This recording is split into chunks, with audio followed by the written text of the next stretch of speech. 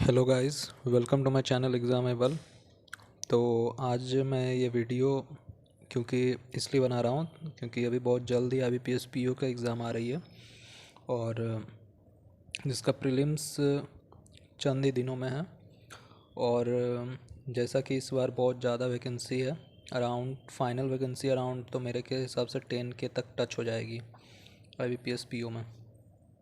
तो last time जब मैंने दिया था तो जिसमें मेरा सिलेक्शन हुआ वो उसमें 4K के अराउंड स्टार्टिंग में वैकेंसी थी और फाइनल 5K हुआ।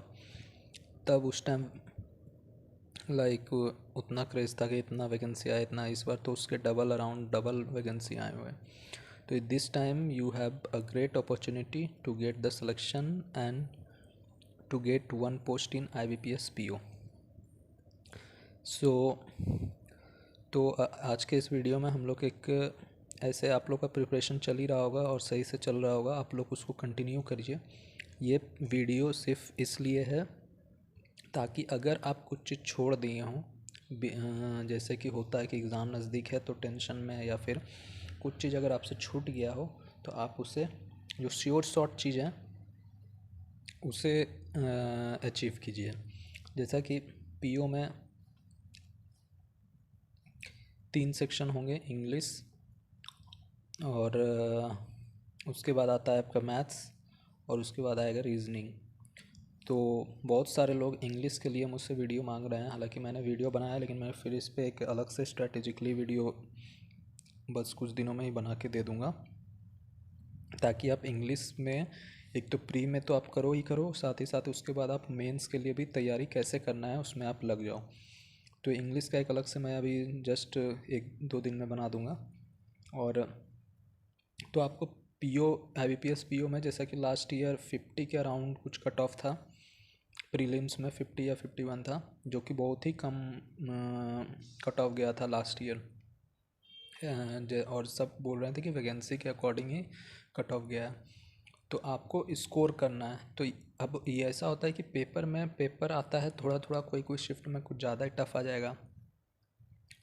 तो आपको पेपर को ऐसे अटेम्प्ट करना है कि अगर आप उसमें 55 से 60 भी अटेम्प्ट कर रहे हो पेपर में तो आपको एक्यूरेटली मारना है। अब हो सकता है कि 1 या 2 आप गलत हो सकते हो, लेकिन आपको एक्यूरेटली उसको टिक करना है, तभी आप उसको बोलिए कि मैंने सॉल्व किया। ये नहीं कि अब ऐसा नहीं कि अगर आप टारगेट बना के ले जा रहे हैं 70 हमको मारना है और 70 आपसे बने भी ना फिर भी आप मार के आ गए और आप नेगेटिव अपना मार्क्स करवा के आ गए हो। तो जैसा कि मैंने लास्ट ईयर 65 अटेम्प्ट किया था और मेरे मार्क्स 62 पॉइंट कुछ थे। तो इसके अकॉर्डिंगली अब जैसा मेरे को लग रहा शायद 1 या 2 गलत हुआ होगा जिसके कारण 62 हो सकता है, या फिर नॉर्मलाइजेशन भी कुछ हुआ होगा, तो आई डोंट नो। बट आप नॉर्मलाइजेशन का चिंता मत कीजिए, आप सबसे पहले जो आपके हाथ में उसको आप कैसे सही करना है उसके बारे में सोचिए। तो जो सबसे पहले मैटर करेगा आपका वो एक्यूरेसी है, कि अगर आप 60 या 60, क्योंकि मोस्ट पीपल इसी में रहेंगे 55 से लेके 65 के अटेम्प्ट के बीच वाले। तो अगर आप इतने भी ये और सबसे कंफ्यूज्ड यही पीपल भी होते हैं आफ्टर प्रीलिम्स कि मेरा होगा कि नहीं होगा, क्योंकि 65 अबव वाले जान रहे हैं कि अगर 2-4 गलत भी हो जाएगा फिर भी कोई ना कोई सेंस में 60 से प्लस तो cut off most rare case होगा कि 60 से प्लस जाएगा वो, हालांकि वो तो पेपर पे भी डिपेंड करेगा, बट यूजुअली 60 प्लस नहीं जा सकता है कट ऑफ। तो वो लोग तो कॉन्फिडेंट होंगे। 55 से बिलो वाले, हालांकि लास्ट ईयर 50 कट ऑफ था लेकिन वो थोड़ा हता, लेकिन सबसे ज़्यादा कंफ्यूज्ड स्टेट में यही रहते हैं और वो प्री का रिज़ल्ट का वेट करते करते मेंस आ जाता है और प्रिपेयर वो मेंस का अच्छा से नहीं कर पाते हैं। तो जैसा कि मेरा कहने का ये मतलब है कि अगर आप 55 to 65 भी अटेम्प्ट कर रहे हो तो आपको ऐसा एक्यूरेसी के साथ मारना है, ये नहीं कि सिर्फ अटेम्प्ट बढ़ाने के चक्कर में आप टिक करके आ गए हो। हालांकि वो तो रहेगा लास्ट में कि अगर आप 40 ही आपसे बन रहा है तो आप सोचेंगे कि तुक्का मार के आ जाए, अगर हो गया तो हो गया, वो अलग चीज़ है। लेकिन आप प्रिपेयर्ड हो और आप सीरियसली अच्छे से 6 महीने से, लास्ट 6 महीने से मिनिमम प्रिपेयर कर रहे हो, तो 10 के वैकेंसी है तो आप अगर 65 या 60 प्लस भी बना के आ रहे हो और एक्यूरेसी आपका बहुत ही सही रहा, बहुत सही मतलब कितना, बहुत सही मतलब 90 प्लस भी एक्यूरेसी रहता है, तो आपका सिलेक्शन एकदम श्योर होगा प्रीलिम्स में। तो अब आते हैं इस बात पे कि सबसे ज़्यादा स्कोरिंग पॉइंट कौन कौन सा है और श्योर शॉट इसमें है।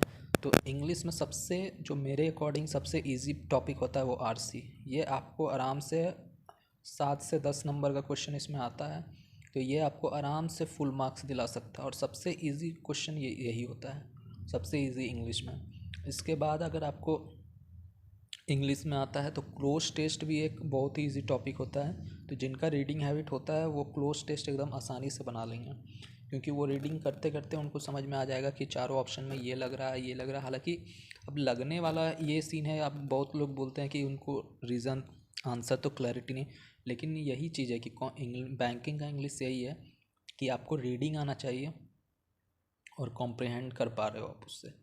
तो बेसिकली आप रीड तो कर रहे हो, लेकिन साथ में साथ उसमें क्या क्या चल रहा है वो भी आपको पता होना चाहिए।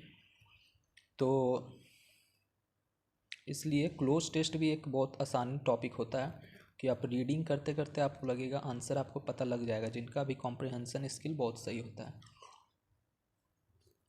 और तो इंग्लिश में ये दो टॉपिक मतलब आप आराम से 15 मार्क्स तो इसमें स्कोर कर सकते हो आउट ऑफ 30।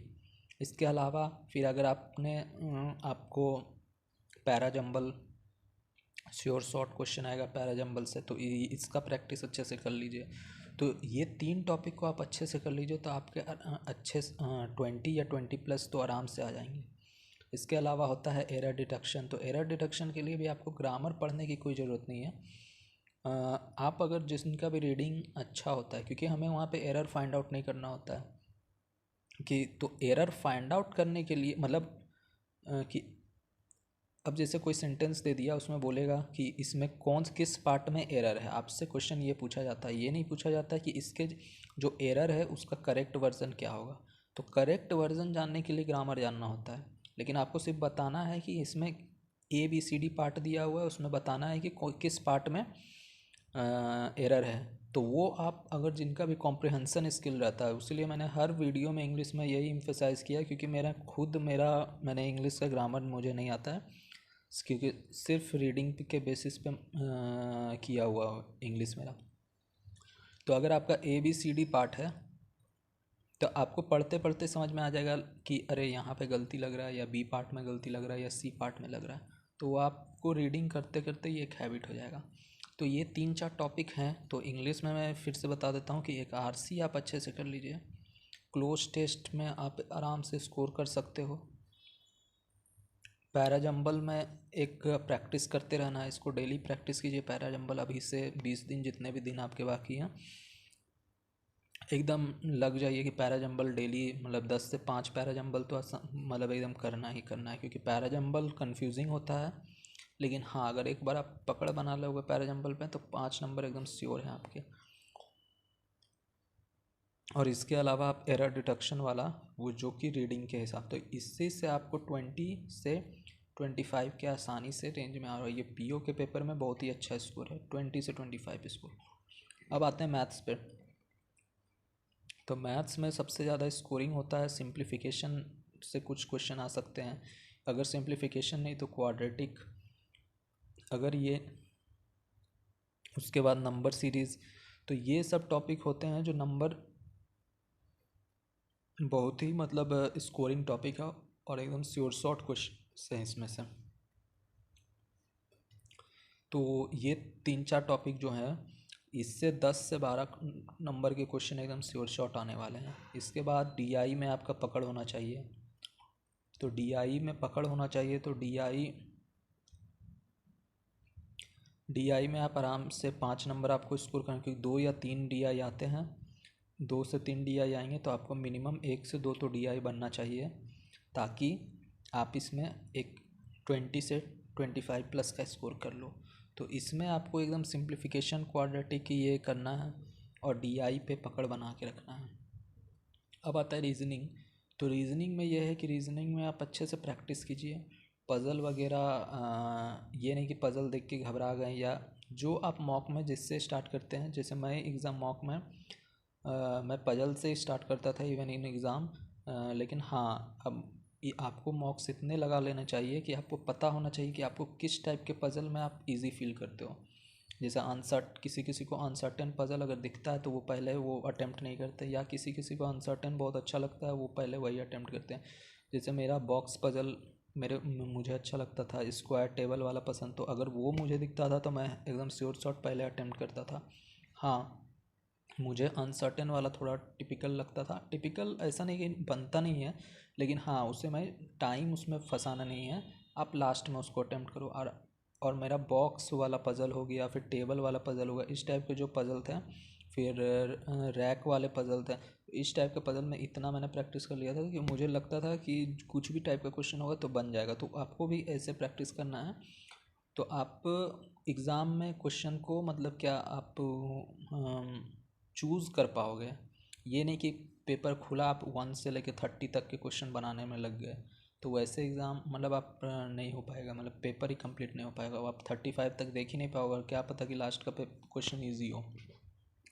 तो आपको थोड़ा स्मार्टली बिहेव करना है, और वो मॉक से ही आप अभी से 20 दिन 40 से 60 मॉक लगाइए डेली 2 से 3, और उसी को सिर्फ देखिए, क्योंकि बहुत ही ज़्यादा अच्छा अपॉर्चुनिटी है मेरे हिसाब से। और ये वैकेंसी और हम मुझे लग रहा है कि शायद 10K प्लस इसलिए हो सकता है क्योंकि अभी रिसेंट न्यूज़ चल रहा है कि बैंकिंग में बहुत ज़्यादा स्टाफ है, या फिर प्लस इलेक्शंस वगैरह भी आ रहे हैं, तो मोस्ट चांसेस है कि 10K प्लस तो एकदम होने वाला है, क्योंकि अभी मेरे हिसाब से 7 या 8 हज़ार हो चुका है।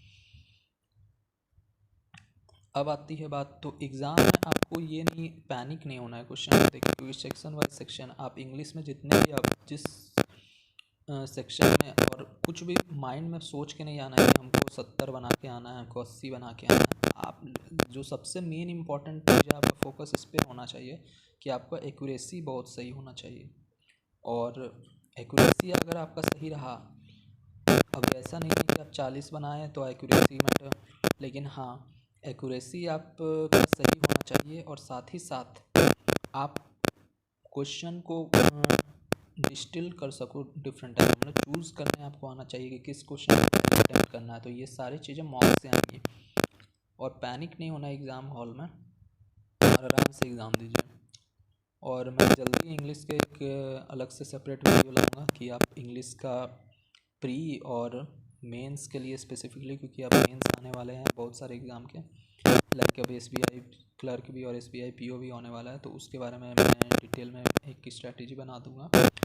तो all the best for your exam, और बहुत ही अच्छा अपॉर्चुनिटी है। Thank you, like and subscribe the channel. So